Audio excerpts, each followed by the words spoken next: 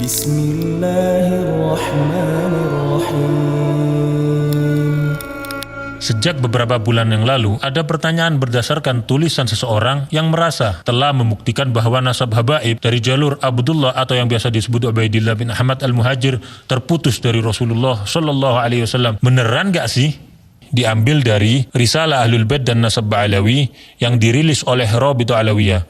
Bisa didownload di website Rabithah Alawiyah di www.rabithahalawiyah.org.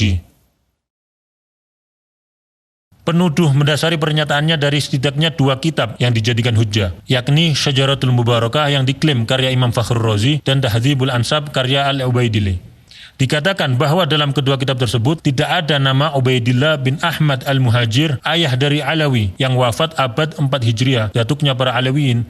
Bahkan dikatakan bahwa kemungkinan nama Ubaidillah adalah fiktif yang diada-adakan. Wow, yuk bedah satu-satu. Syajaratul Mubarakah diklaim sebagai kitabnya Imam Fakhrur Razi, yang mana beliau adalah imam besar Ahlu Sunnah wal Jamaah berakidah Al-Ash'ari, juga panutan para habaib. Tapi janggalnya, kitab tersebut tidak pernah tercatat dalam sejarah sebagai kitab beliau. Kok bisa? Di dalam kitab-kitab ulama besar Ahlu Sunnah yang sangat mengenal Imam Fakhrur Razi secara detail, tidak ada yang menyebutkan kitab tersebut sebagai karya tulis beliau, seperti Az-Zirikli dalam Al-Alam, Al-Hamawi dalam Mu'jam Udaba, dan Ibnu Khalikan dalam Wafiyatul A'yan. Tidak ada satupun yang menyebutkan kitab ini dalam karya Imam Fakhruddin Ar-Razi yang wafat pada tahun 606 Hijriah.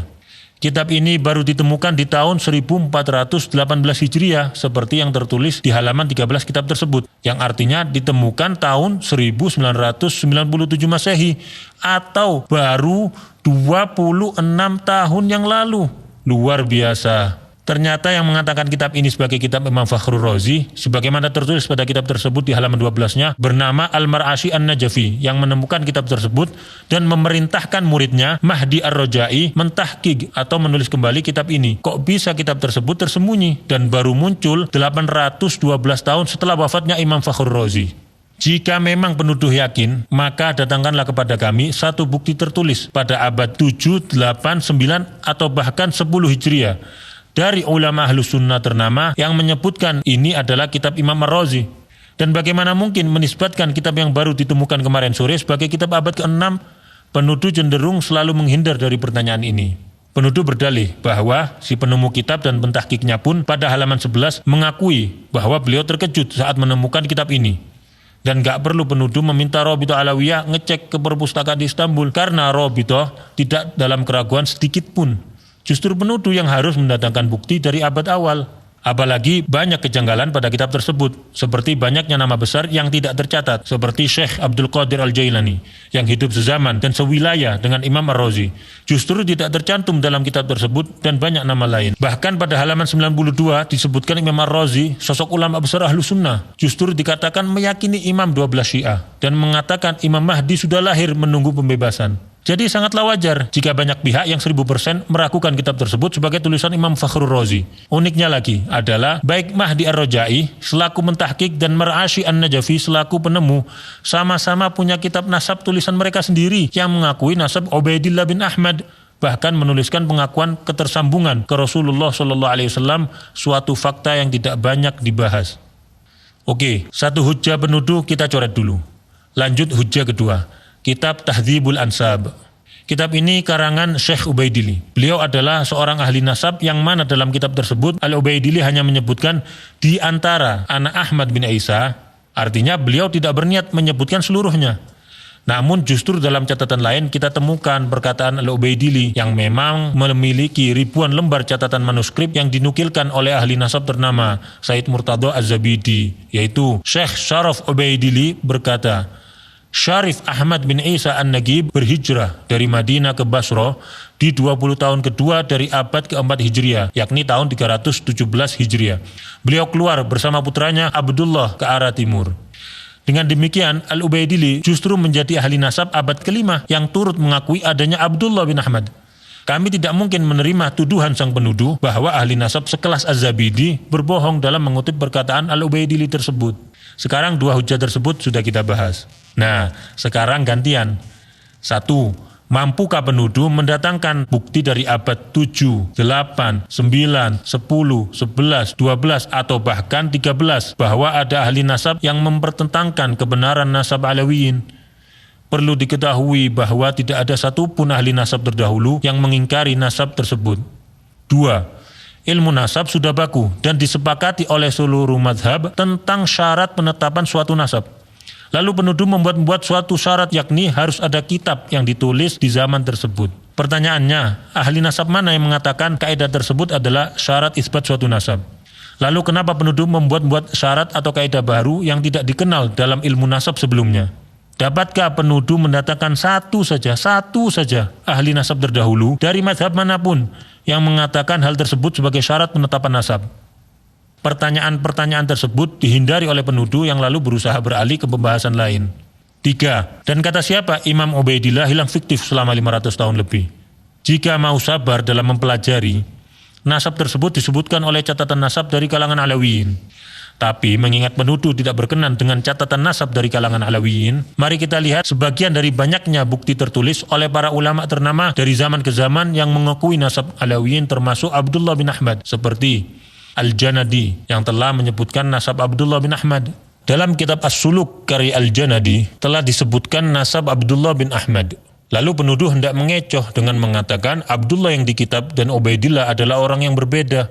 Oke, enggak apa-apa. Maka siapakah Abdullah yang dimaksudkan oleh penuduh? Sebutkan bukti sejarah, makamnya di mana. Juga sebutkan keturunan Abdullah yang dimaksudkan penuduh hingga lokasi mereka saat ini. Termasuk juga siapa Abul Hasan Ali bin Jadid yang disebutkan oleh Al-Janadi tersebut, disertai bukti-bukti sejarahnya. Ditambah lagi statement menggelitik seperti Ba'alawi yang tercatat pada kitab terdahulu berbeda dengan Ba'alawi yang sekarang. Maka datangkanlah bukti sejarah bahwa ada kabilah lain di Hadramut yang juga disebut Ba'alawi. Dan ada kelompok lain yang nasabnya seperti disebutkan Al-Janadi dan lainnya, disertai lokasi makamnya, sejarahnya, juga data keturunannya. Al-Yafi'i, Al-Malikul Afdal, yang juga menyebutkan nasab Abdullah bin Ahmad. Ali bin Al-Hasan Al-Khasraji juga menuliskan nasab yang sama. Al-Husain bin Abdurrahman Al-Ahdal yang menuliskan nasab keturunan Abdullah bin Ahmad. Abil Abbas Ahmad Asy-Syaraji Az-Zabidi yang turut menyebutkan nasab Alawiyin yang tersambung. Imam As-Sakhawi yang menyebutkan nasab yang bersambung pada Ubaidillah bin Ahmad. Imam Ibnu Hajar Al-Haytami, ulama besar yang juga ahli nasab yang turut menyebutkan sanadnya bersambung ke Ubaidillah bin Ahmad. Al-Ayashi yang menyebutkan nasab yang bersambung hingga Ubaidillah bin Ahmad. Syekh Al-Muhibbi dalam kitabnya Khulasatul Athar menuturkan keluarga Ba'alawi dinisbatkan kepada Alwi. Alwi ini adalah putra Ubaidillah bin Ahmad bin Isa. Beliau adalah sosok yang menjadi muara berkumpulnya nasab mereka. Nasab mereka telah disepakati oleh para ulama ahli tahqiq dan telah diperhatikan untuk dijelaskan oleh banyak ulama. Lalu Syekh Yusuf An-Nabhani, seorang mufti besar dan guru dari para ulama Ahlus Sunnah wal Jamaah, guru dari Hadratus Syekh Hashim Asy'ari, menjelaskan dalam mukaddimah kitabnya Riyadul Jannah, sesungguhnya para sada al-Ba'alawi telah disepakati oleh umat Nabi Muhammad SAW di sepanjang masa dan di setiap tempat, bahwa mereka termasuk Ahlul Bait yang paling sahih nasabnya, paling kokoh kemuliaannya, dan paling banyak ilmu, amal, keutamaan, serta adabnya. Hadratus Syekh Hashim Asy'ari bahkan mencantumkan Al-Habib Ahmad bin Abdullah As-Saggaf yang merupakan salah satu pendiri Rabithah Alawiyah dalam Qanun Asasi saat pendirian Nahdlatul Ulama. Kita tentu tidak merasa perlu meyakinkan penuduh untuk mempercayai dan menghargai para ulama-ulama tersebut, karena mereka semua bagai matahari di siang hari yang dikenal luas kejujuran dan keilmuannya. Tidak mungkin para ulama-ulama besar tersebut sengaja berbohong bersama-sama dan tidak berusaha memastikan informasi yang mereka sampaikan, apalagi Rasulullah SAW menyampaikan ancaman neraka bagi yang berbohong atas nasab. Sejarah Alawiyin telah jelas, disertai lokasi makam dan tempat bersejarah mereka yang terjaga hingga kini. Dapatkah penuduh sebutkan satu saja ulama atau ahli nasab terdahulu di Hadramut yang menafikan bukti-bukti sejarah tersebut? Lalu apakah catatan nasab Rabithah Alawiyah diakui ahli nasab dan Naqabah internasional? Tentunya tidak hanya sekedar surat dengan cap dan tanda tangan. Hubungan dengan ahli nasab dan Naqabah di Yaman terjalin dengan baik. Naqabah Mesir yang beberapa kali berkunjung ke Rabithah Alawiyah. Naqabah Al-Idrisi Al-Hasani Libya yang memiliki hubungan baik dengan Rabithah Alawiyah.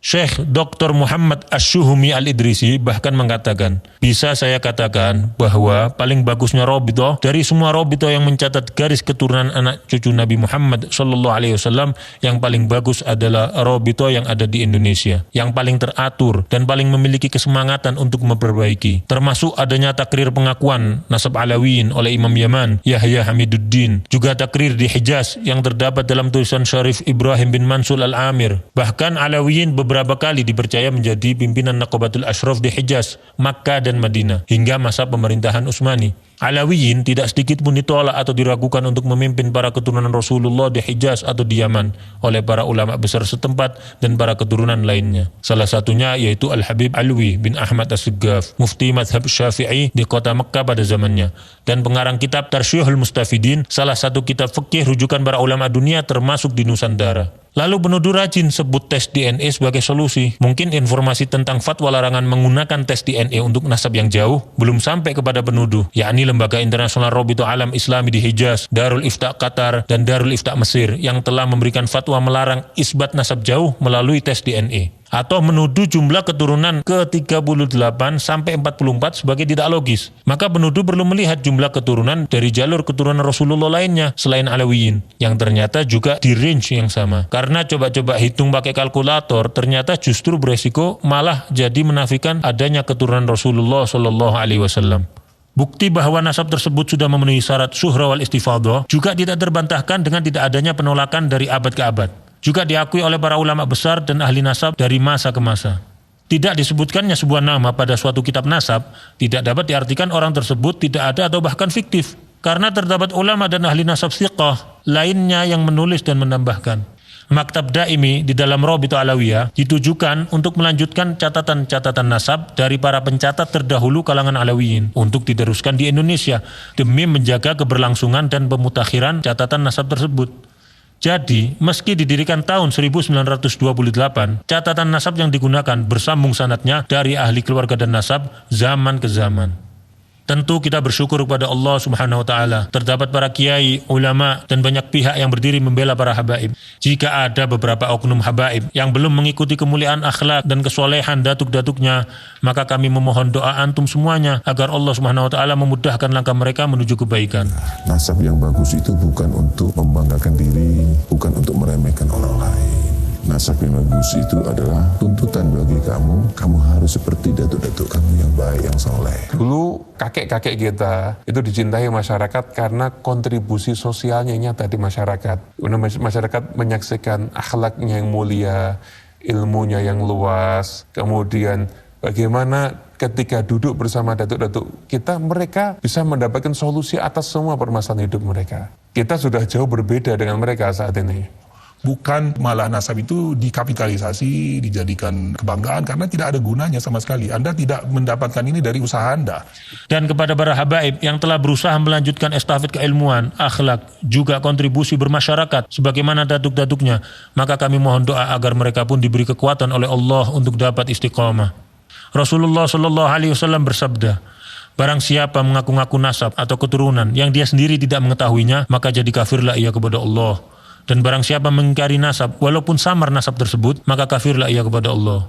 Barang siapa yang mengaku ayah kepada selain ayahnya, atau bersandar kepada yang bukan walinya, maka laknat Allah, juga para malaikat dan semua manusia menimpa mereka. Dan pada hari kiamat, Allah tidak akan menerima dari mereka, baik yang fardu maupun yang sunnah.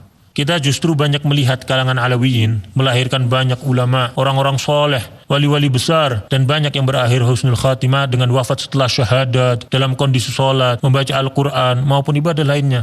Jauh dari tuduhan kaum terlaknat atau pembohong. Namun kami peringatkan, janganlah kita mencaci para penuduh, menghina mereka, atau berlaku kasar pada mereka. Karena setiap manusia pasti berbuat kesalahan. Dan kesalahan tidak menjadikan pelakunya terhina selama ia memperbaiki kesalahannya serta bertaubat kepada Allah Subhanahu wa ta'ala. Semoga Allah Subhanahu wa ta'ala memberikan taufik dan hidayah bagi kita semua. Dan semoga umat ini dipenuhi rasa saling menghargai, menghormati, dan saling mencintai karena Allah Subhanahu wa ta'ala. Nggak perlu izin untuk share, download, re-upload video ini. Justru menjadi hujah bagi kamu yang telah berperan dalam menyebarkan hal ini kepada seluruh kalangan.